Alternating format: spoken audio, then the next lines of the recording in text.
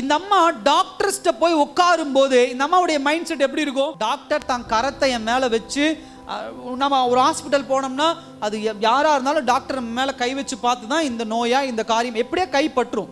அவங்க கை வச்சு பார்த்து அது ஸ்டெதஸ்கோப்போ இல்லை எக்யூப்மெண்ட்ஸை வச்சு பார்த்தோ எதையாவது ஒன்று அவங்க நம்மளை டச் பண்ணி தான் என்ன வியாதி இருக்குன்னு என்ன பண்ண முடியும், கண்டுபிடிக்க முடியும். இத்தனை நாட்களாக உலக வழக்கின் பிரகாரம் எனக்கு ஒரு அற்புதம் நடக்கணும், எனக்கு நோய் சுகமாகணும், எனக்கு பலன் கிடைக்கணும்னா யாராவது ஒருத்தர் என்ன பண்ணணும், டச் பண்ணணும். நம்ம அழுதுகிட்டு இருந்தால் கூட நம்ம என்ன யோசிப்போம், யாராவது என்ன பண்ணாங்க, என்னை டச் பண்ணா, என் மேலே கை போட்டு நீ அழாதே அப்படின்னு சொன்னால் எனக்கு அவ்வளோ ஆறுதலாக இருக்கும், எனக்கு அவ்வளோ தேறுதலாக இருக்கும். சொல்கிறோமா இல்லையா? இப்படிப்பட்ட சிச்சுவேஷனில் இருக்கக்கூடிய ஒரு அம்மா, இந்த அம்மா கை எடுத்து இன்னொருத்தர் மேலே வச்சா இந்த அம்மாவுக்கு சுகம் கிடைக்குமா? அல்லேலூயா. நம்ம இன்னைக்கு அப்படி தானே, யாராவது கொடுப்பாங்களா, யாராவது கொடுப்பாங்களா, யாராவது கொடுப்பாங்களா, யாராவது செய்வாங்களா, யாராவது சப்போர்ட் பண்ணாங்க, யாராவது யாராவது யாராவது இருக்கிறோம்.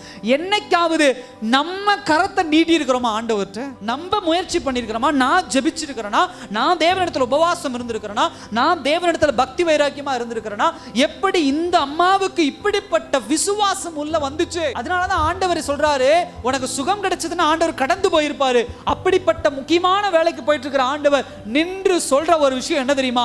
அத்தனை பேத்துக்கு முன்னாடி சொல்ற ஒரு விஷயம், இந்த அம்மாவுடைய விசுவாசம் இந்த அம்மாவை என்ன பண்ணுச்சு, ரட்சித்து. விசுவாசம் என்பது உள்ளுக்குள்ளேயே வச்சுட்டு இருக்கிறது இல்ல, செயல்படுத்துவது. நோய்க்குண்டான ரெமெடி, இந்த நோய்க்குண்டான விஷயங்கள் எவ்வளவு தூரம் அந்த அம்மா என்ன பண்ணிருக்கும், செயல்படுத்தி இருக்கும், யோசிச்சு பாருங்க. ஆனா அத்தனை செய்தும் அந்த நாள்ல இயேசு மறுபடியும் திரும்பி அந்த ஊருக்கு வருவாரோ வரமாட்டாரோ, இயேசுவை தொட முடியுமோ தொட முடியாதோ, எவ்வளவு கூட்டம் இருக்கும், நெருக்கிட்டு இருக்காங்க, இயேசு எவ்வளவு வேகம் போய்கிட்டு இருக்கிறாரு, என்கிட்ட அவ்வளவு ஸ்ட்ரென்த் கிடையாது, என்கிட்ட அவ்வளவு பலன் கிடையாது. ஆனா இந்த அம்மாக்குள்ள இருந்த ஒரு விசுவாசம், இந்த விசுவாசம் எப்படி கன்வெர்ட் ஆகுது, பலனா கன்வெர்ட் ஆகுது. ஹல்லேலூயா. நல்லா கவனிங்க. பலவீனம் உள்ள ஒரு தாய் பலமுள்ள ஒரு ஆளா சுகம் கிடைக்கிறதுக்கு முன்னாடியே மாறுறாங்கன்னா அதுக்கு உண்டான ஒரு அர்த்தம் என்ன?